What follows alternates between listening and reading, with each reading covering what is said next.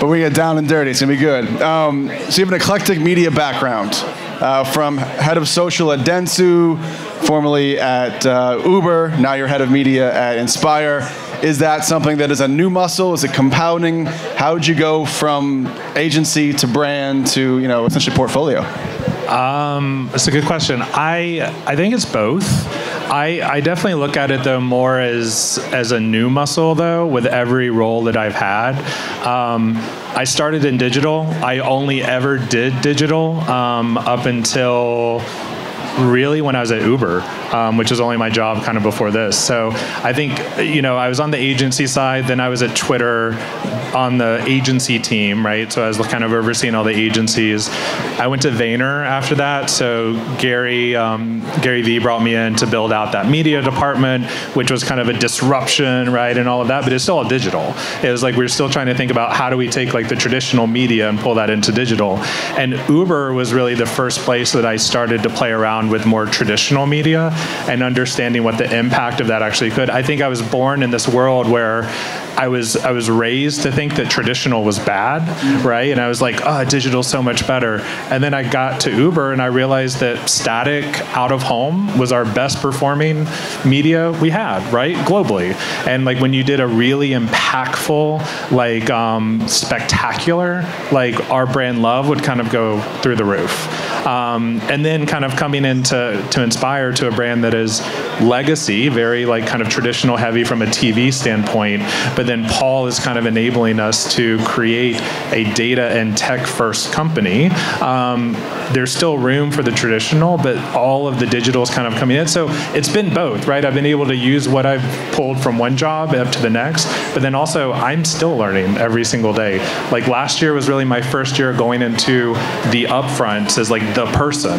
And I'm like, what is this, right? Like I still can't fully define what a GRP is, right? I'm like, it doesn't completely make sense. So it's just, it's additive, I think, kind of across the board. Do you have any maybe unfair advantage or insight on like Uber and Uber Eats? Because obviously I imagine you guys work with a lot of the retail partners or the delivery partners. So is that something you've learned as well and you can apply that to your current? Yeah. And it's the same thing when I was at Twitter too, right? Because it's like when you're at Twitter, you understand like what goes on in the background, how to actually get deals done, how far you can actually push them, what you can actually get from them as well. And then Uber, I mean, I was at Uber when the pandemic hit, and all of a sudden, we had to shift our entire strategy over from a rides business to an eats business, and kind of understanding what was going on kind of behind the scenes. I think it's great for us. I think our partners hate it, just because, we can just call bullshit on a lot of stuff. We're like, no, you can do that, right? Like, I know you can do that. You have that data. You can give us that data. You can do that measurement. So it's been fun to kind of pull in with my old teams, but then also just kind of continue to build new stuff here. So you've learned all these great insights to then lead to where you are today. And you told me an amazing stat. I think you said somewhere in the 30s to as high as 65% digital for this year. That's a massive amount. Is there something about social or digital or CTV, or is it linear, is losing its grip? Like, what do you see that difference? It's about performance. So, I mean, I would say that our goal going into this year is a minimum 60% across all of our brands from a digital standpoint. My goal is 70%. We see every single day that digital outperforms traditional for us. I'm not saying that's the same for everyone, but for us, every single day when we're able to be more personalized with our messaging.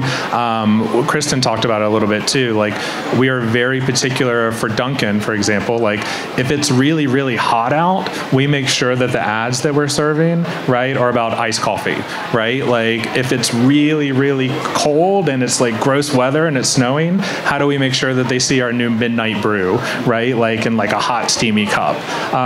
So it's kind of all of that. Well, I want to get a little media nerdy for a second. So as someone that's in the upfronts buying, we think about some quasi-recessionary fears or woes, is it the flexibility of digital? You can jump on to OTT or CTV as opposed to making the big investments? Yeah, I mean, again, I mean, our shifts are going to be because they're outperforming everything else. So that's to your other question before, like digital and social in the MMM have probably a 5x return versus linear TV.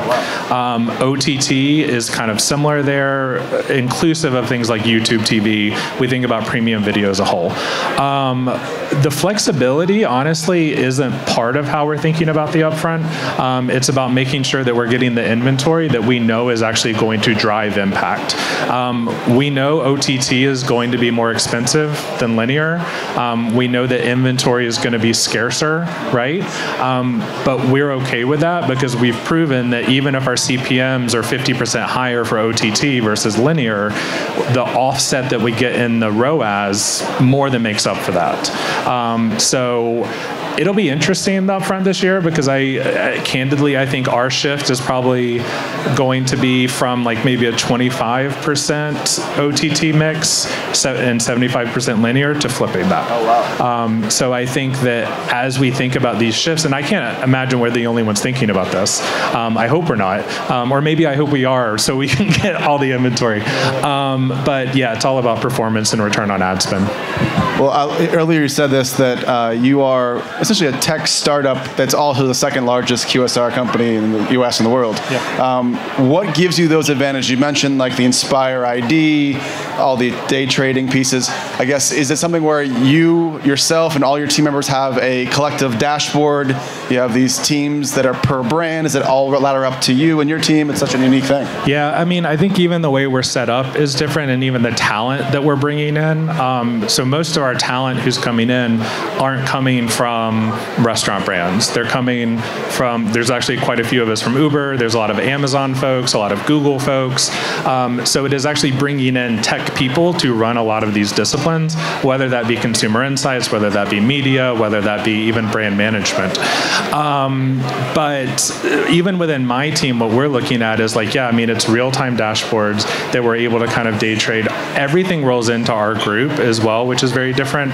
So every single dollar that we spend sits centrally, which is also a very different way of operating, right? So the brands brief us, they let us know what they're trying to do. At that point, then it goes to my team. We sit, and Matt talked about how his team sit more embedded in the brands. We connect with the brands, but we sit completely centrally. So if I have someone who's doing, media planning for Dunkin', they're sitting right beside the person who's doing media planning for Arby's.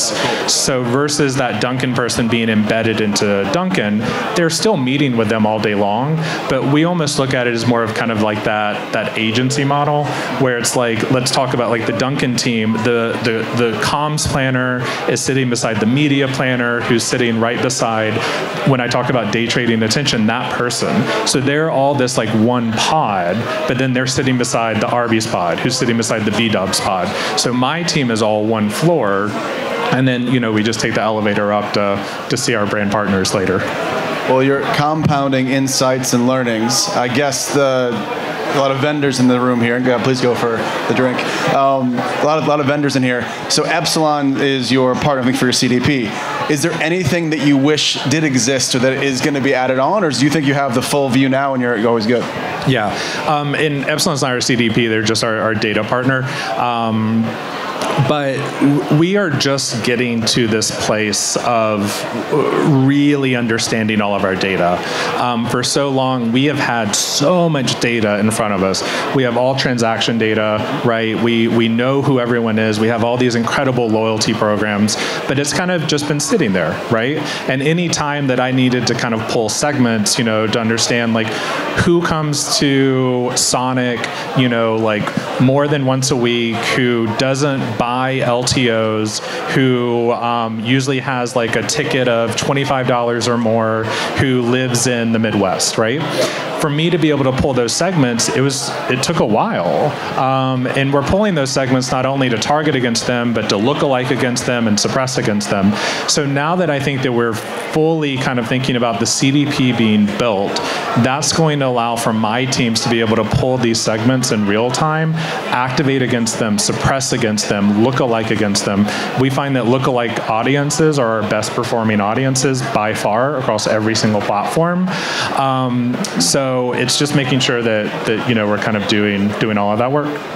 Well, so I love all things data, custom audiences, the media portion, and then what we do at Influential, we're the largest influencer company by revenue in the space, marrying that to creators. Using the name, image, and likeness of celebrities, micro, macro type creators, and applying that to paid media amplification. I guess in terms of what you focus on with now it's a $16 billion TAM, total addressable market for influencers, with 7 to 8 figures being spent by brands across influencer marketing. How do you think about the space, the media mix? Is it a mixture of native plus paid for you guys as well? How do you think about it?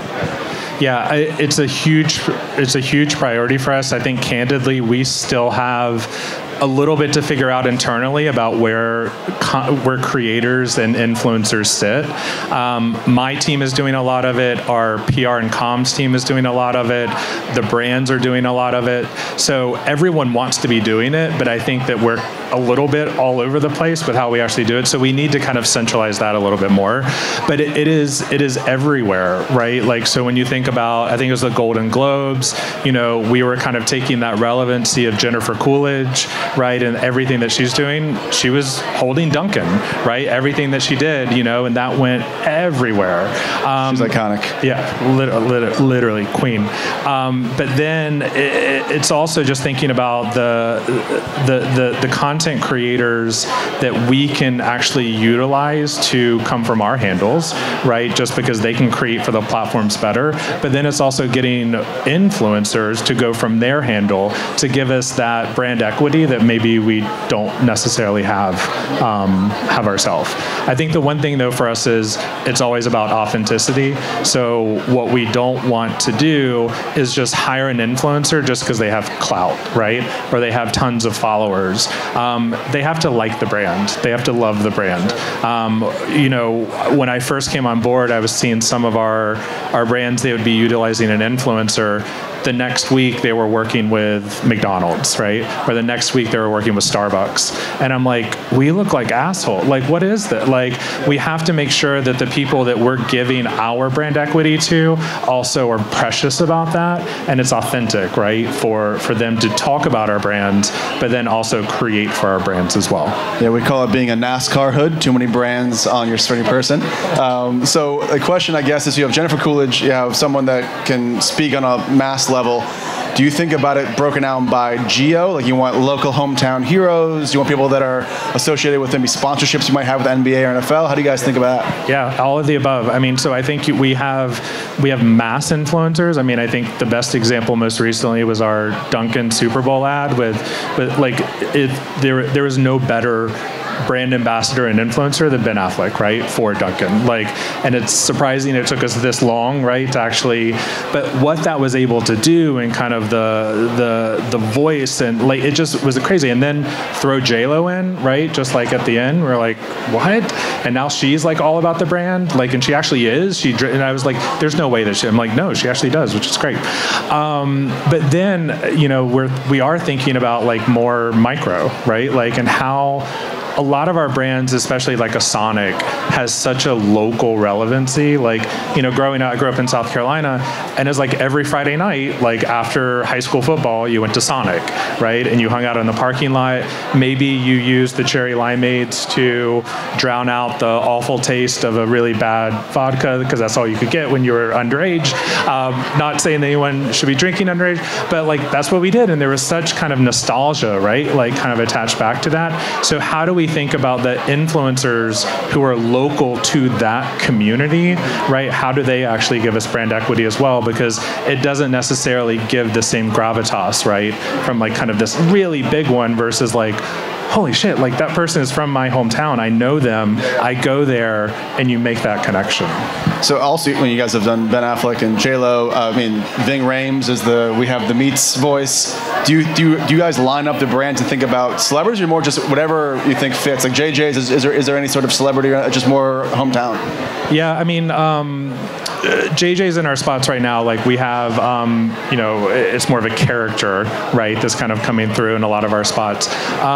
But we do it brand specific. And listen, there are times that there's overlap, and we've had the same influencer work for multiple brands because it made sense, right? And it was authentic to them. So yeah, we're not taking a step back and being like, okay, big name, you go there, medium name, you go there. It's more about like, what is the brand trying to do in that particular moment, and then how do we leverage not only big celebrity but also relevant people on the ground, and that's why we've always had this spectrum, right, of someone who may have 300 followers all the way up to J-Lo. So we always tell about 3 million creators we work with. We say manifest the brands you want to work with, talk about them. Capture content, video, image, because partners like us can see if they've ever referenced JJ's in the past, logos of things in the cups for Dunkin's, and that's how we can go back and say, hey, partner, we found something that you didn't know existed because this 20,000 follower person in Poughkeepsie is a diehard fan. They post about it constantly, and we can bring to people like yourself. All right, so I want to get a little deeper on the measurement side. And rarely do I hear someone talk about it the way you talk about, which is the first-party piece, having something put together. You made it very clear last time that ROAS is the ultimate KPI. Now, I want to unpack that a bit. Now, there's footfall, there's in-store sales, there's delivery, app, LTV. Is it something where it's all weighted the same? You have how do you think about modeling that? Yeah, so it's all modeled in our what we call MO, which is our MMM. So even influencer shows up, and what's happening is getting different weight based upon the time that we know that channel has to impact sales. So we know that usually like influencer might not drive the same short-term transaction as just like display ads, right? Not display ads is a bad example. We don't really do display anymore. But like even like a CTA within a YouTube ad or something, right? So we're making sure that it's showing up and we're measuring it identically to any other channel. What we've also done though is we've done a lot of regression analysis to understand that it's not only about like, okay, we put this influencer ad into the wild, what was the ROAS it drove in 3 days? We've done the regression analysis to understand if it moves certain brand metrics. So if we're moving consideration, by 3 points, if we're moving favorability by 5 points, what that actually does from a trailing sales standpoint, and how long it's actually going to be able to take in order to measure that transaction. Do you have a data scientist in-house? We have a very large data science team in-house, so which kind of gets back to the whole Inspire model of us bringing all of this internally. So we are shared service teams, so it's my team from a media communication strategy, our data science team, our analytics team, our entire tech team, loyalty, all of us are single central teams that then we act across all the brands, and then the brands are able to concentrate on the things that they need to concentrate on, right? Like making sure that the brands are showing up relevantly, like in TV commercials, making sure that menu innovation is actually capturing what our guests actually want versus all the stuff that we as subject matter experts, we just handle and we inform them later. So we learned about your team. We want to learn about Travis right now. So are any creators or trends that you personally are loving these days? I'm obsessed with animals and dogs. So I sit on a couple boards of animal rescues, and the whole trend of doing voiceovers with dogs like on Insta and TikTok just kills me. Like there's this one, I forget what it is, but it's like, it'll be like Nene Leaks, right? Like just kind of like reading someone, and like, but it's like the parent and the dog is like, I don't believe you, right? Or it'll be like someone just speaking for dogs about like, yeah, I beat up my teacher today. You know, like it just, I love it so much. But then when I think about some of our brand stuff, there's a creator, and I think his name is Zach Porter, and he's in Boston. He's a pretty big creator, but he's obsessed with Dunkin', right? Like, and he's Boston accent, right? Like he does a lot of stuff where it's like, you know, like crazy wigs and stuff like that. But even thinking about him as like an authentic storyteller for our brand, I love that. But give me anything, dogs, puppies, cats sometimes, only if I'm bored, and then I'm good. Yeah. So we're gonna be fast friends, so don't judge me, all of you, but I own an account I built called @TheBabyAnimals on Instagram. Check it out, @TheBabyAnimals. I already follow it. Yes. So. 400,000 followers, enjoy it. And that was not staged. It's your daily dose of cuteness, please enjoy. All right, so separately from the pets portion, how do you think about the social platforms themselves? Are you as a consumer on TikTok? Are you on Meta? Are you thinking about the full, you mentioned Reddit earlier, so you're touching pretty much the main 3 or 4 and then even the extraneous ones. I mean, I'll speak as a consumer. I am not on Meta. I haven't had Meta in I don't know how long. I'm not on TikTok either, just for reasons that I won't get into. I value my data. And then, yeah, I mean, but where I'm really leaning into as a consumer, Reddit has become almost my new news feed. And I think it's incredible how much growth is there. So I'm there a lot. I'm still on Twitter, only because I think it's been ingrained into my mind for so long that I need to wake up every single morning and go to Twitter. But it's just become, candidly, I think, a bit toxic for me as a human. So I'm using that less and less. So I think Reddit and Instagram for me are probably the two that I use most often. I think a lot of that kind of correlates to our brands too. I mean, I would say that, you know, a lot of our spend is moving away from Meta into things like Instagram, where people actually are. Reddit is probably our fastest growing social partner right now. Snapchat is probably our largest, right? Like we find so much return from Snap, and also that team is just absolutely incredible to work with, to create with, the whole full funnel that we're able to get with them as well. So, yeah. Well, we have about 5 minutes left. Ask some questions, or? Right over here. Okay. The marathon, sorry. You say? Just your name and where are you from? Hi, I'm Mike Vivilov. We're from an NFT project, and we're here looking to learn how brands are investigating Web3 and that sort of thing. So I'd love to hear your thoughts on that. Yeah, I mean, I think, candidly, we're not going super heavy into it right now. I mean, I think I look at it through the lens of I have to sell real sandwiches in real life. So I'm very focused on that right now.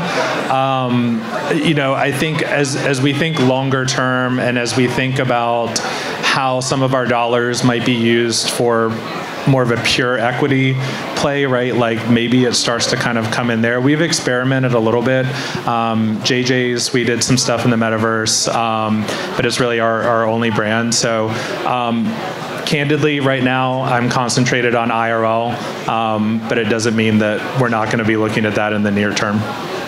Actually, I can announce this. So we actually partnered with The Sandbox as the influencer marketing partner. And I think the biggest thing is driving the audiences to these immersive experiences. So we call it Web 2.5, using the media channels Meta, TikTok, et cetera, creators to drive to the third-party spots, whether eventually Horizon or Sandbox or Decentraland.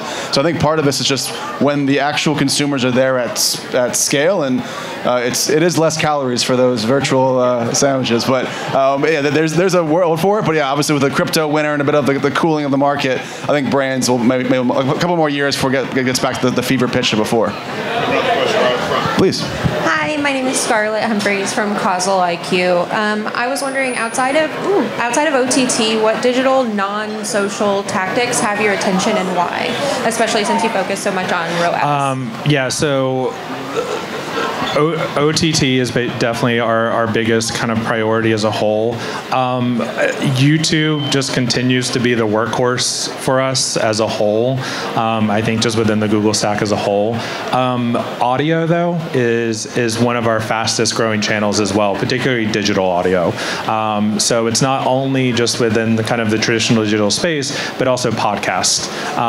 So it's a newer place for us. I think for the industry as a whole, you don't hear a lot of restaurants on podcasts normally, but we've found huge success so far there. So I'd say, yeah, like digital audio, YouTube tried and true, but then OTT, and even digital out of home, I think, especially for a brand like Dunkin', where we're thinking about those real-time triggers. I talked about like when it's cold out, what does that creative look like? When it's hot out, what does that creative look like?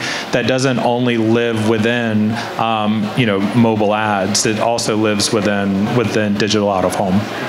Thank you. We have one more question. Time for one more. How's it going, Travis? My name is Ryan. Ryan, nice name. I'm with Skydio. I want to touch on Snap a bit.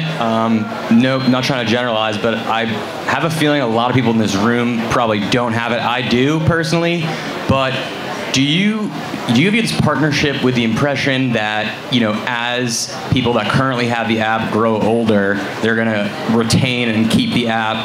And do you believe that people from older demographics are going to start to download it? Because I know they're facing a lot of headwinds. So any insight you can provide on Snap would be amazing. Yep. Thank you.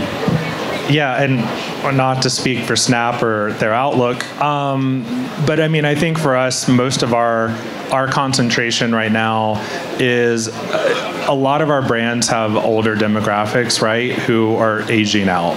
So we have to start to think about like what does a younger consumer actually look like, and when we look at that, like kind of 18 to 30, there's still such a huge penetration, right, within the platform. I forget what their most recent number was, but it's like 700 million or 800 million daily active users.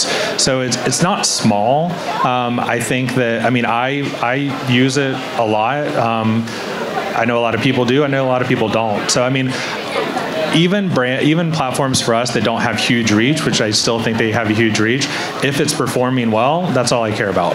And I think that their platform, I think the only one that kind of compares to it would be the Google stack of thinking about how top of funnel, big equity type of like lenses and commercials and all of that, all the way down to the bottom of the funnel where you can kind of think about sequential messaging, where you can think about like all of the audience kind of parsing and retargeting all the way down to a conversion ad. Their measurement is also better than when so that's why we love them. That's why they're such a big partner for us versus thinking about like the naysayers, I guess, who are like, who has it, who doesn't, right? It's just more of like, it performs for us, so why not? ROAS. Thank you so much. Great job. Thanks, guys. Ladies and gentlemen, Travis Freeman for an hour and a half almost. Thank you so much.